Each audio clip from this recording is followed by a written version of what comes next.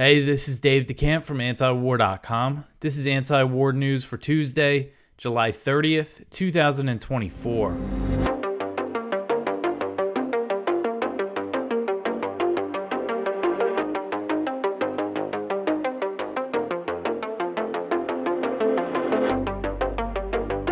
All right, the first story at the top of antiwar.com today, a new $1.7 billion weapons package for Ukraine. So the Pentagon announced on Friday that it was providing Ukraine with a new weapons package worth $1.7 billion, and this includes munitions for air defenses, the HIMARS rockets systems, and artillery shells, and all sorts of other equipment. So this package includes $1.5 billion that's being provided through the Ukraine Security Assistance Initiative, and that is what allows the U.S. to purchase weapons for Ukraine. So that means those weapons aren't going to be delivered right away. Could take months or even years for them to be delivered, depending on the contracting period and whether or not these weapons need to be manufactured or not.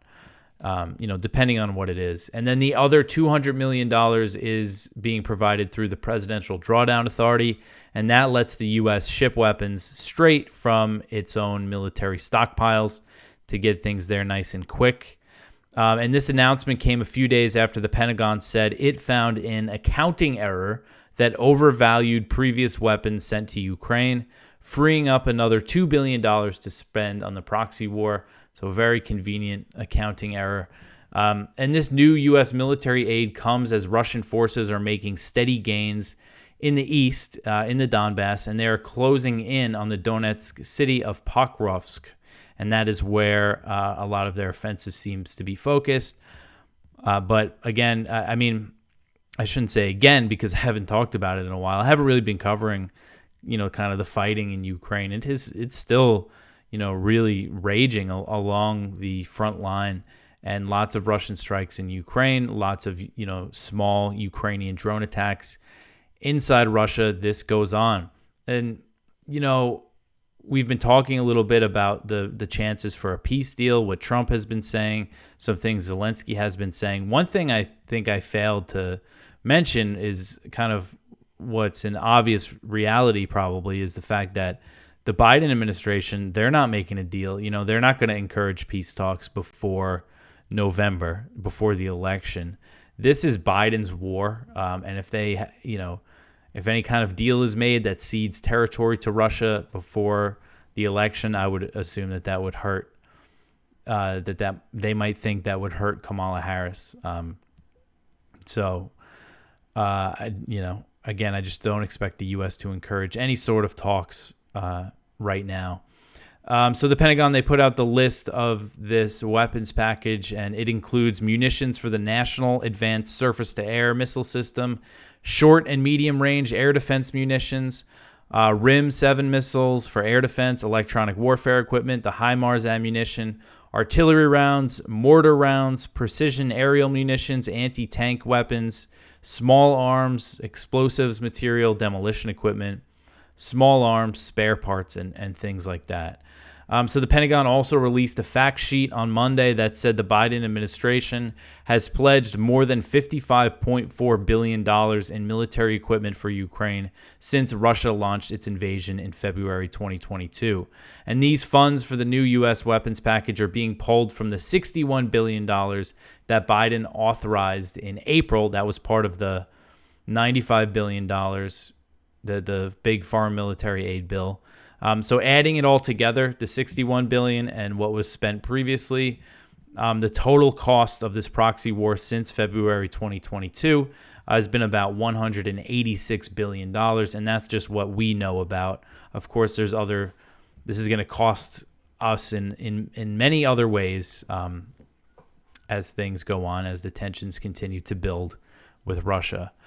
All right, so the next one here, the EU transfers $1.6 billion from frozen Russian assets to Ukraine. So this was on Friday, something I missed. The EU announced that it was transferring about $1.6 billion in frozen Russian central bank assets to Ukraine for the purchase of weapons. And this is the first time that the EU has dipped into these frozen Russian assets to fund the proxy war. And this marks a significant escalation of the Western economic campaign against Moscow. And the transfer came after the EU agreed to provide Ukraine with about $3.2 billion per year using the profits made by the Russian assets. The EU has also agreed to a U.S. proposed plan to loan $50 billion to Ukraine and pay it back using the frozen Russian funds. So it's not really a loan for Ukraine, but they would take out a loan and then pay it back with Russia's money. But it's not clear when that $50 billion is going to go through. So 90% of this $1.6 billion will go toward weapons, and 10% is supposed to be spent on humanitarian aid. But the money apparently is being wired directly into the Ukrainian government's budget. So who knows if there's any oversight there or what they're going to spend it on. And Russia has said it would respond to the U.S. or any Western country stealing these Russian assets. These are frozen Russian central bank assets that they're using, that they are stealing from Russia. And Western banks have warned against the plan. They're worried that it could open them up for legal action.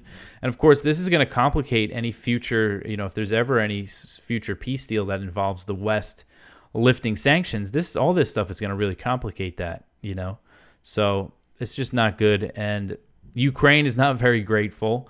Their justice minister previously called the EU's plan to provide the $3.2 billion each year almost nothing, and demanded that Kiev receive the approximately $300 billion in Russian central bank assets that are held by Western countries. So they said that they want all of it.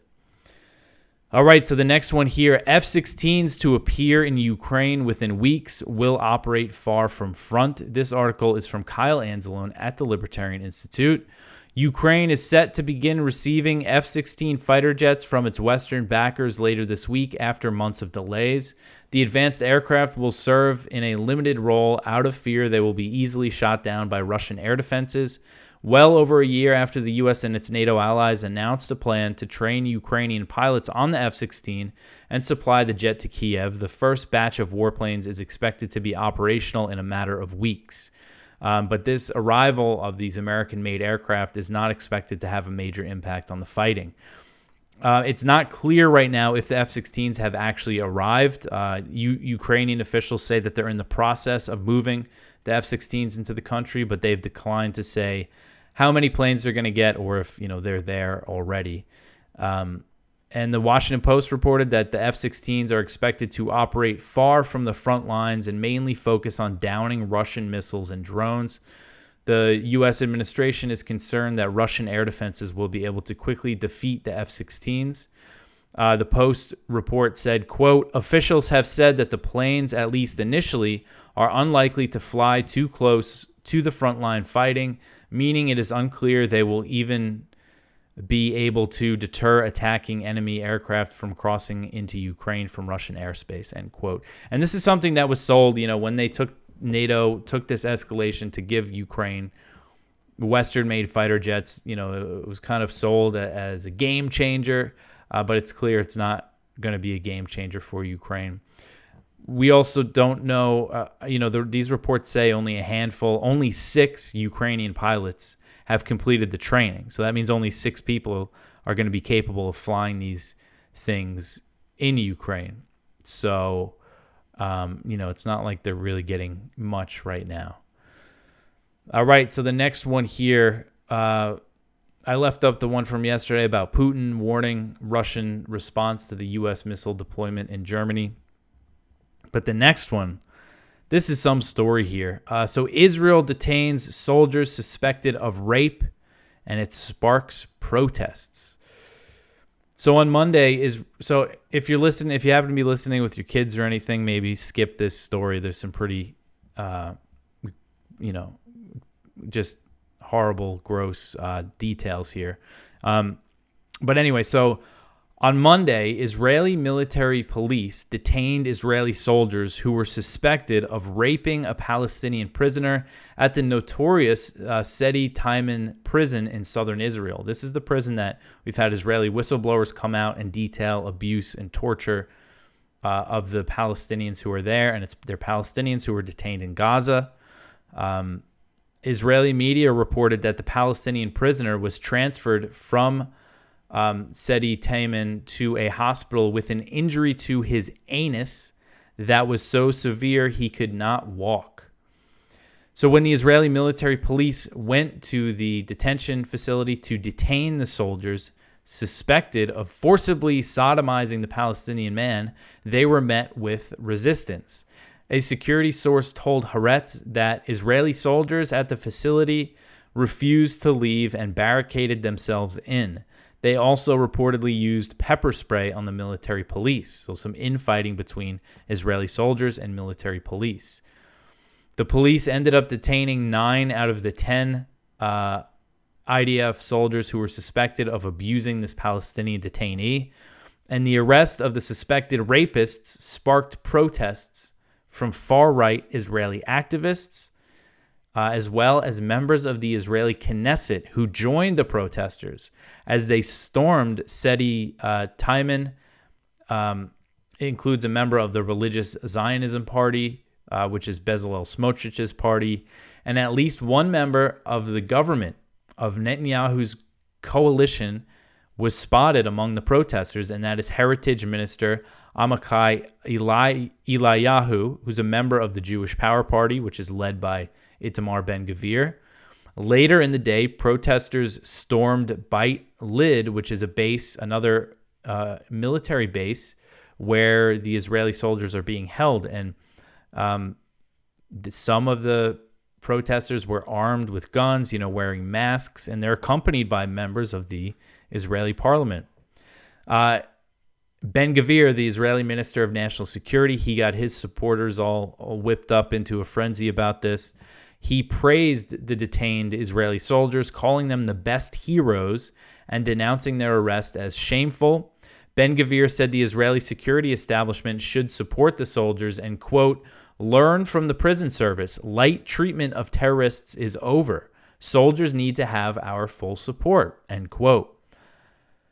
So sounds like he's endorsing the, what they've done to the Palestinians, to this Palestinian man. And as I mentioned, Israeli whistleblowers have detailed widespread abuse and torture at this prison, which holds Palestinians detained from Gaza. And the New York Times reported last month that Palestinians who made it out of the facility said they were subject to sexual torture. One Palestinian who spoke to the Times, Yunus al-Hamlawi, who's a nurse who was detained by Israeli forces in Gaza after he left Al-Shifa hospital over allegations that he was tied to Hamas. He said that Israeli soldiers penetrated his rectum with a metal stick, causing him to bleed and leaving him in unbearable pain. This report said that a leaked report from the UN cited a 41-year-old detainee who said that interrogators made me sit on something like a hot metal stick and it felt like fire. And also that another detainee died after they put the electric stick up his anus. So this is the type of stuff that these soldiers are accused of, and this looks like, clear evidence that they are doing these types of torture techniques, this sexual torture, this sexual violence to these Palestinians. And the Israeli military can snatch anybody they want in Gaza and throw them into this torture prison. So, you think about when Abu Ghraib, I was pretty young when all that came out, but that was a stain on America, and that's how Americans felt about it. I'm sure there were some neocons justifying it maybe at the time. I can't remember that, but the idea of just the reaction to this, to hearing that your soldiers might have raped somebody so badly that they couldn't stand, that they couldn't walk, and the reaction is to go protest their arrest and storm the military base. And again, members of the government, politicians getting involved in this. I just think it says a lot about where they're at right now in Israel. All right, so the next one here, the UN says 86% of Gaza now under Israeli evacuation orders. This one's from Al Jazeera. The United Nations says 86% of the besieged Gaza Strip is now under Israeli evacuation orders as 33 more Palestinians are killed in yet another day of attacks and displacement. Thousands of Palestinians fled the Barej and Nuseirat refugee camps in central Gaza on Monday after the Israeli army issued new evacuation orders. This is Mohammed Nasrallah, a displaced Palestinian, told Al Jazeera, quote, "We have been displaced from the north. They told us leave to central Gaza, then to Rafah. We went to Rafah, then back up to Nuseirat. We got stuck, then we received instructions to move farther south towards Al-Mawasi. Our life is in pieces. We have nothing, no one but God," end quote. So a very big chunk of Gaza, when they evacuate places, they turn them into these no-go zones, which means the Israeli military can fire on anyone who enters these areas. So the violence continues. What did they say? That another 33 Palestinians were killed in strikes on Monday, early Monday into the day. It continues as every day, still very heavy bombardment across Gaza. All right, so the next one here, Gaza Health Ministry declares polio epidemic. So this article is from The Cradle. Gaza's health ministry declared a polio epidemic across the Palestinian enclave. Reuters reported on July 29th, blaming Israel's military offensive, which has destroyed large swaths of Gaza, including its sanitation infrastructure and health system. Polio is a highly infectious disease that can infect the central nervous system and damage nerve cells that activate muscles. Polio and other diseases have spread among Palestinians in Gaza. Hundreds of thousands live in cramped tent camps where they are forced to drink unclean water and are exposed to raw sewage. You also see pictures of just heaps of garbage. There's nobody collecting the garbage to bring it into landfills, just lining the streets. You imagine all the rats and everything that are there. And then they mentioned that last week, Israeli soldiers from a combat engineering unit destroyed the water reservoir in Rafah's Tel Sultan neighborhood. One soldier posted a video of the explosion, stating that it was done in honor of Shabbat. And that was the one that Rachel Corrie, the American who was killed by an Israeli bulldozer in 2003, was as part of what she was doing in Gaza, was protecting that water facility at one point. All right, so the next one here, Israel kills 2, injures 5 in southern Lebanon. This one is from Jason Ditz. Nearly daily attacks back and forth across the Lebanon-Israel border continued today with an Israeli drone strike hitting a motorbike in Maiz El Jabal close to the Israeli border, killing 2 riders and injuring a child. Those killed were reported by the Israeli military to be Hezbollah members, but that has not been confirmed. Further attacks hit various targets across southern Lebanon, with reports of several other injuries over the course of the early day. And again, this was on Monday, bringing the total injured to 5, apparently all civilians. So this comes as there's all this talk about what is Israel, what are they going to do after the 12 Druze children were killed in the occupied Golan Heights. Of course, Israel's blaming Hezbollah. Hezbollah denies it. The Lebanese government appears to be, siding with Hezbollah in this. But either way, Israel is threatening that they're going to ramp things up in Lebanon in response. Netanyahu, he actually went up there to visit the Golan Heights, and he was not, the Druze didn't want him there. Many of them consider themselves Syrian. It's occupied Syrian territory, and even the children who were killed, they didn't have Israeli citizenship. Most of the Druze have rejected the offer for Israeli citizenship, but that's not going to stop Israel from using them, to escalate things. So Nothing major yet. I mean, this is, these sound like significant airstrikes, but this is pretty typical of what Israel's been doing every day in Lebanon for a while now. So we'll see. All right, the next one here, 1/3 of the world is under U.S. sanctions. So this article, it's another one from The Cradle. It's based on a Washington Post report. They had this big report about sanctions, and it had some good numbers in there. And they did it. I was going to write it up, but The Cradle had a good write-up on it, and I figured we'd just run this. But, it's really incredible. The sanctions, economic sanctions, something that we talk about a lot at antiwar.com. We're non-interventionists. It means, we oppose our government meddling in other countries, not just in, military intervention, but also economic and, punitive measures like economic sanctions, because it is a form of warfare. We're so used to it now, the U.S. sanctioning countries and trying to destroy their economies. But I mean, if you're on the other end of that, what would you consider that? We've always considered blockades to be an act of war.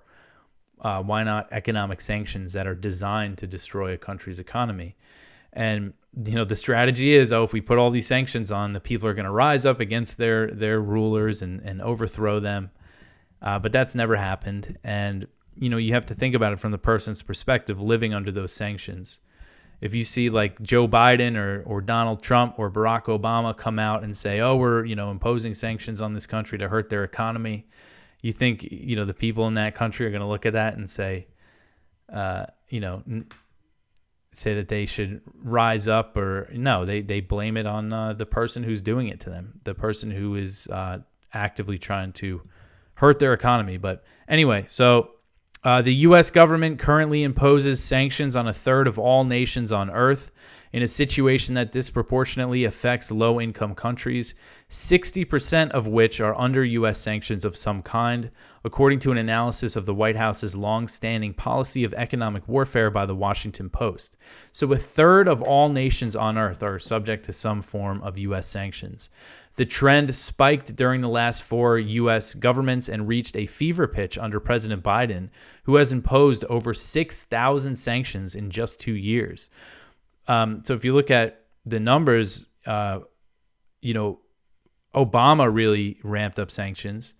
Trump really ramped up, imposed a bunch of sanctions. And then Biden, went even further than all of them. And this has been the trend, just increasing sanctions. So Bill Reinsch, a former Commerce Department official, told the Washington Post, quote, "It is the only thing between diplomacy and war, and such has become the most important foreign policy tool in the U.S. arsenal. And yet nobody in government is sure this whole strategy is even working," end quote. Washington's over-reliance on using the U.S. dollar as a weapon of war took a marked turn following the September 11th attacks in New York City.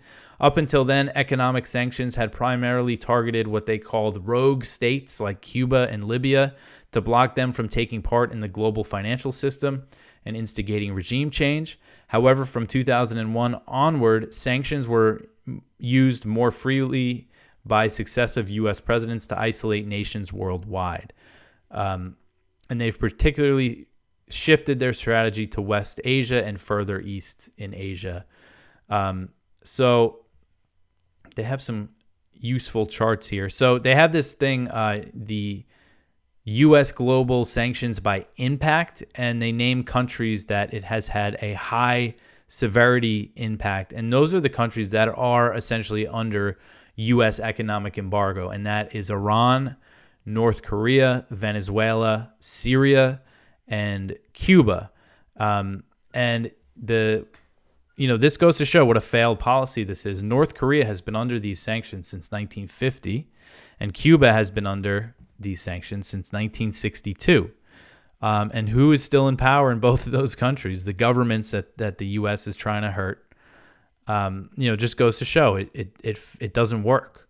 But they continue this. And then medium severity, Yemen, Russia, Afghanistan. Medium to low, China, Sudan, Burma, Belarus, Libya. I mean, the fact that they're trying to hurt China's economy with economic sanctions and what they've been doing with Russia, I mean, I think that is a new they're trying to go after these huge countries with these sanctions.